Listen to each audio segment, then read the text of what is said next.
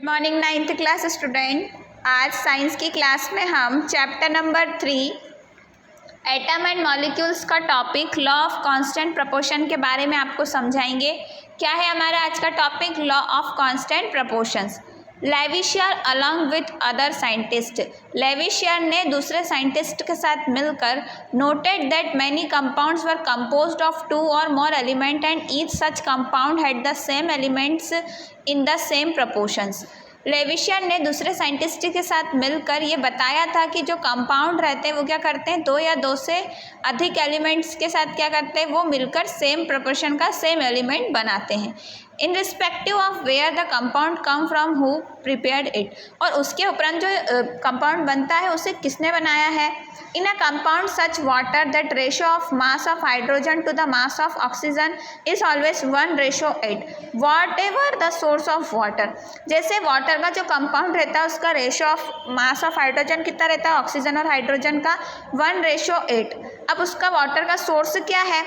Thus, if 9 gram of water is decompose 1 gram of hydrogen, अगर 9 gram of water 1 gram of hydrogen को decompose खत्म करता है तो 8 ग्राम ऑफ ऑक्सीजन और ऑलवेज ऑब्टेन, तो हमेशा क्या मिलेगा उसमें 8 ग्राम ऑफ ऑक्सीजन।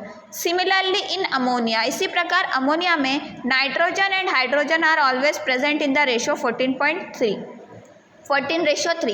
अमोनिया और नाइट्रोजन में क्या रहता है कि हाइड्रोजन और का जो रेशो रहता है नाइट्रोजन और हाइड्रोजन का, वो कितना रहता है, 14:3 ऑफ मास भी कैसा रहता है उनका, इतना ही मास का रहता है। वॉट एवर द मेथड और the source from which it is obtain, कोई भी ऐसा मेथड या सोर्स जिससे ये बना है, this led to that law of constant proportion which is also known as the law of definite proportion. ये बताता है कि लॉ ऑफ कांस्टेंट प्रपोर्शन को आप लॉ ऑफ डेफिनेट प्रपोर्शंस भी कह सकते हैं। This law was stated by Proust as, ये लॉ को प्रोस्ट ने ऐसे बताया था, in a chemical substance, chemical substance में the element are always present in definite proportion by mass.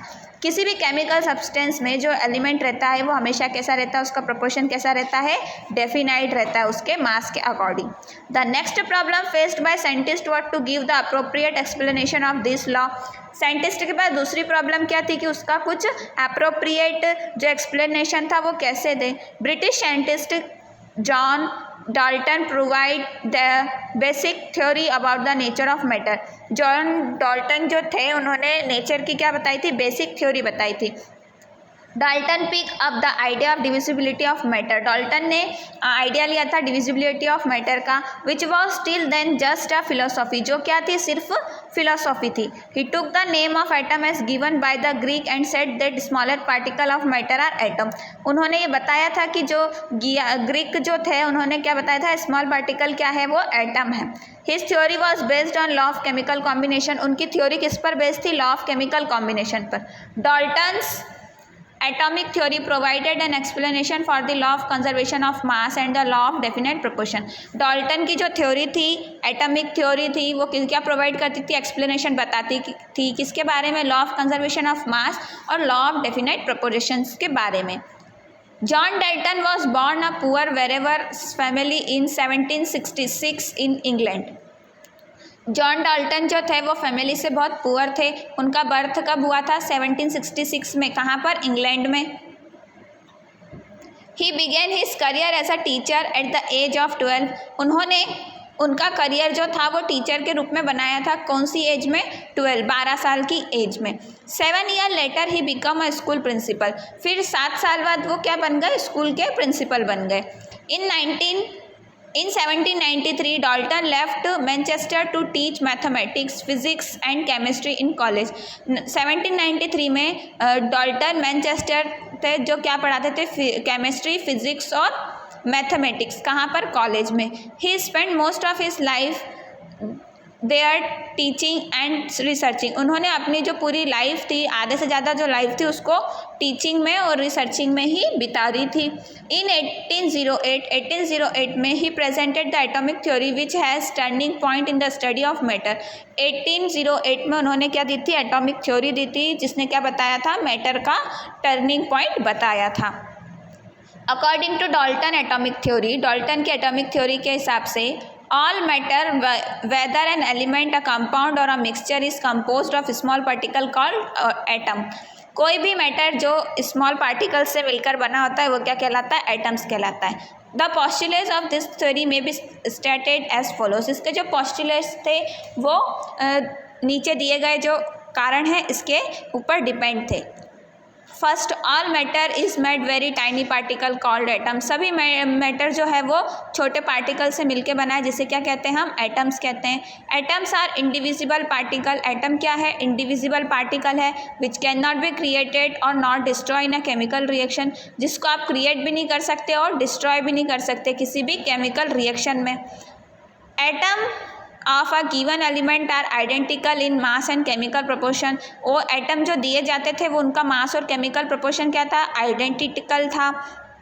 Atom of different element have different mass and chemical property. जो atom रहते हैं डिफरेंट एलिमेंट के उनका मास भी अलग रहता है और उनकी केमिकल प्रॉपर्टीज़ भी क्या रहती है? अलग रहती है। Atom combine in the ratio of small whole number to form compounds. ऐसा एटम क्या करते हैं? कंबाइन करते हैं कम रेशियो में पूरे कंपाउंड से। The relative number of kind of atom are constant in a given compound. जो उनका रिलेटिव नंबर रहता है वो क्या रहता है? कांस्टेंट रहता है किसी भी कंपाउंड पर को देने पर। You will study in the next chapter that all atoms are made up of still small particle. Next chapter में आप ये पढ़ोगे कि सभी मेटल जो है वो किससे मिलकर बने होते हैं? छोटे छोटे पार्टिकल से मिलकर बने होते हैं। नेक्स्ट आता है व्हाट इज एन एटम। अब वो बोल रहा है एटम क्या होता है। Have you ever observe a mason building walls. क्या आपने कभी मॉन्सन बिल्डिंग वॉल्स देखी है? From this wall a room then a collection of room to form a building. इससे क्या रहता है? एक रूम बनता है फिर बहुत सारे रूम बनते हैं और उससे क्या हो जाती है? पूरी बिल्डिंग बन जाती है। What is the building block of use building. अब क्या है इस बिल्डिंग का ब्लॉक? ये बड़ी जो बिल्डिंग है उसका ब्लॉक क्या है? What about the building rock and ant hill. अब वो बिल्डिंग रॉक में एंट हिल कहाँ पर है? It is smaller grain of sand. ये क्या है? मिट्टी का स्मॉल ग्रेन है। Similarly the building block of all matter are atom. इसी प्रकार जो बिल्डिंग पे जो ब्लॉक लगे हुए हैं, ईंटें लगी हुई है, वो क्या है? सभी मैटर है। How big are atom. अब एटम कितने बड़े हो सकते हैं? Atom are very small. Atom कैसे रहते हैं? बहुत छोटे रहते हैं। They are smaller than anything we can imagine और कंपेयर विथ। वो इतने छोटे रहते हैं कि ना हम उससे सोच सकते हैं ना कंपेयर कर सकते हैं किसी से। More than million of atom when stacked would make a layer barely as thick this sheet of paper. जैसे ये मिलियन ऑफ एटम रहते हैं स्टैक हो जाते हैं और ये क्या करते हैं? उसकी जो लेयर रहती है उसको थिक कर देते हैं। Atomic radius is measured in nanometre. Atomic radius को किस में मेजर किया जाता है? नैनोमीटर में। 1/10⁹ metre equal to 1 nm। 1 metre equal to 10⁹ nm। Relative size. अब साइज क्या होती है? रेडियाई और example. 10⁻⁻10 atom of hydrogen, 10⁻⁹ molecule of water, 10⁻⁸ molecule of haemoglobin, 10⁻⁴ grain of sand, 10⁻⁻2 ant, 10⁻⁻1 watermelon. We might think that atom are so insignificant in size। हमने ये सोचा है कि एटम कैसे रहते हैं? साइज में इनसिग्निफिकेंट रहते हैं। Why should we care about them. अब हम उनके बारे में ऐसा क्यों सोचते हैं? This is because our entire world is made up of atoms. ऐसा हम इसलिए सोचते हैं क्योंकि हमारा जो वर्ल्ड है वो किससे मिलकर बना है? एटम से मिलकर बना है। We may not able to see them. हम उन्हें देख नहीं सकते but they are there and continuously affecting whatever we do. लेकिन वो वहाँ पर होते हैं और जो भी हम करते हैं उस पर क्या करते हैं? वो इफेक्ट अपना डालते हैं। थ्रू मॉडर्न टेक्निक्स से we can now produce magnify images of surface of element showing atom. अब हम जैसे जैसे टेक्नोलॉजी के बढ़ने के बाद हम ये बता सकते हैं एटम की क्या बता सकते हैं? हम इमेज बता सकते हैं कि वो कैसे बना हुआ है। 9th क्लास स्टूडेंट, आपकी आज की साइंस की क्लास यहीं पर फिनिश हुई। नेक्स्ट क्लास में हम आपको what are the modern day symbol of atom के बारे में समझाएंगे। यदि किसी बच्चे का यह चैप्टर स्टार्टिंग से छूट गया है तो वो स्कूल के यूट्यूब चैनल पर इसको स्टार्टिंग से समझ सकता है।